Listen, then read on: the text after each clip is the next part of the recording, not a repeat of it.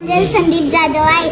मी इयत्ता 4थीत शिकते. माझ्या शाळेचे नाव जिल्हा परिषद प्राथमिक शाळा बारेगाव पिंपरी आहे. माझ्या वक्तृत्वाचा विषय आहे स्त्री शिक्षणाचे महत्त्व.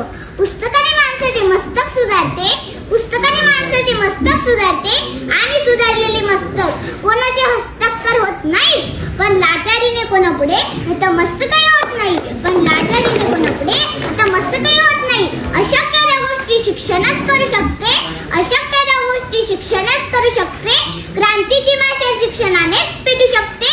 मित्रांनो, हे ओळखले ते माझ्या क्रांतीज्योती सूर्याने. म्हणूनच तर माझा पहिला नमस्कार माझ्या त्या क्रांतीज्योती सूर्याला, ज्यांनी स्त्री शिक्षणाची मुहूर्त मिरवली. त्यामुळेच माझी आई, माझी ताई, आत्या, मावशी या शाळेत गेल्या, शाळा शिकल्या आणि कुटुंबाला शिक्षित केले. नमस्कार माझा त्या सावित्रीला, जिने आम्हा मुलींच्या शिक्षणासाठी शेण चिखल अंगावर घेतले. नमस्कार माझा त्या महामानवाला, ज्यांनी सांगितले की शिक्षण हे वाघिणीचे दूध आहे, ते पिल्यावर माणूस गुरगुरल्याशिवाय राहत नाही. राणी लक्ष्मीबाई, ताराबाई, अहिल्याबाई, लता मंगेशकर, आपल्या देशाच्या यशस्वीरित्या कारभार पाहणाऱ्या महिला माजी पंतप्रधान इंदिरा गांधी. एवढेच नाही तर आज देशाच्या अतिउच्च पदावर असलेल्या आपल्या राष्ट्रपती द्रौपदी मुर्मू. पहा, अशा कितीतरी स्त्रिया पुरुषांच्या बरोबरीने काम करताना दिसतात. सांगा, तुम्हीच सांगा, कुठे कमी आहे वाटची स्त्री? कर्तृत्व सामर्थ्याची ओढून नवी झालं, कर्तृत्व सामर्थ्याची ओढून नवी झालं. स्त्री शिक्षणानेच केला आहे जागर, स्त्री शिक्षणानेच केला आहे जागर. शिक्षणामुळे स्त्रीच्या जीवनात क्रांती घडत आहे.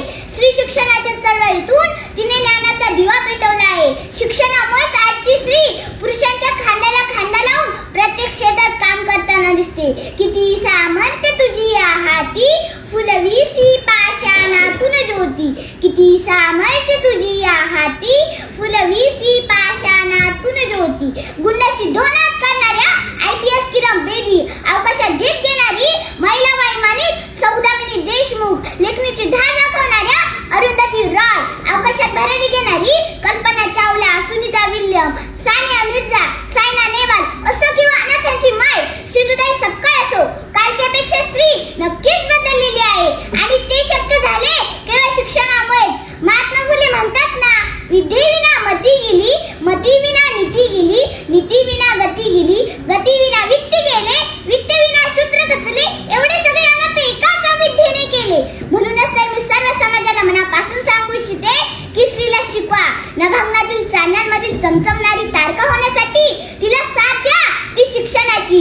कारण स्त्री जेव्हा होईल शिक्षित तर कुटुंब राहील सुरक्षित. धरू द्या स्त्रीला शिक्षणाची, आहे ती सुजाण नागरिक भविष्याची. खुली करा कवाडे शिक्षणाची, घुमू द्या वारे स्त्री मुक्तीची. पण ही झाली नाण्याची एक बाजू. दुसरी बाजू काय? अहो, तुम्ही तिला जन्माला तर घालतात, पण मुलाप्रमाणे समानतेची वागणूक द्यायला मात्र विसरतात. मुलाला तुमच्या पुरणपोळी, तिला मात्र भाकरी शेळी. मुलगा तो वंशाचा दिवा आणि मुलगी ती कार्टीज. तो शिकत नसला तरी त्याच्या शिक्षणासाठी आटापिटा, आणि ती किती हुशार असली तरी शिक्षण थांबून बापाच्या खांद्यावरचे ओझे कमी करण्यासाठी लग्नाचा सपाटा. सांगा, कुठला न्याय आहे हा? असंच तिने अन्याय सहन करत राहायचं आणि एक दिवस हुंड्यासाठी बळी जायचे. अजूनही हे प्रकार कमी झाले नाहीत. जसे कंपनी तिचे प्रॉडक्ट वेगळे करते, तसेच स्त्रियांना त्रास देण्याचे प्रकार वेगळे झाले आहेत. स्त्रियांच्या दुर्बलतेचा फायदा घेणारे विषारी सर्प अजूनही समाजात आहे. थांबवा हा नाश. शपथ आहे तुम्हाला त्या क्रांती सूर्याची, ज्याने प्रथम आपल्या पत्नीला म्हणजे सावित्रीला शिक्षित केले आणि त्यांच्या मदतीने अखंड स्त्री जातीला शिक्षित करण्याचे कार्य सुरू केले. कारण एक स्त्री शिकली तर ती तिचे संपूर्ण कुटुंब शहाणे करते, पण पुरुष मात्र स्वतः पुरताच शिकतो. म्हणूनच तर स्त्री शिकलीच पाहिजे. सर्व स्त्रियांना माझे आव्हान आहे की समाजाच्या अन्य अत्याचाराला बळी पडू नका.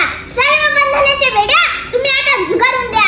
RT 2009 नुसार कलम 21 अंतर्गत शिक्षण हा तुमचा हक्क आहे आणि तो तुम्ही मिळवलाच पाहिजे. ठिपक्या ठिपक्यांनी जोडत जाणार रांगोसारखं साव तुझं अस्तित्व, ठिपक्या ठिपक्यांनी जोडत जाणाऱ्या रांगोसारखं साव तुझं अस्तित्व. कारण तुलाच तुझं समाजात स्थान निश्चित करायचं आहे, जपत तुझं स्त्रीत्व. कारण तुलाच तुझं समाजात स्थान निश्चित करायचं आहे, जपत तुझं स्त्रीत्व.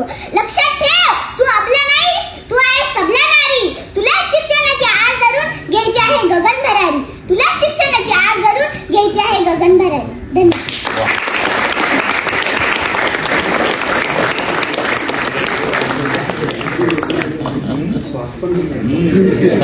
एक्सप्रेशन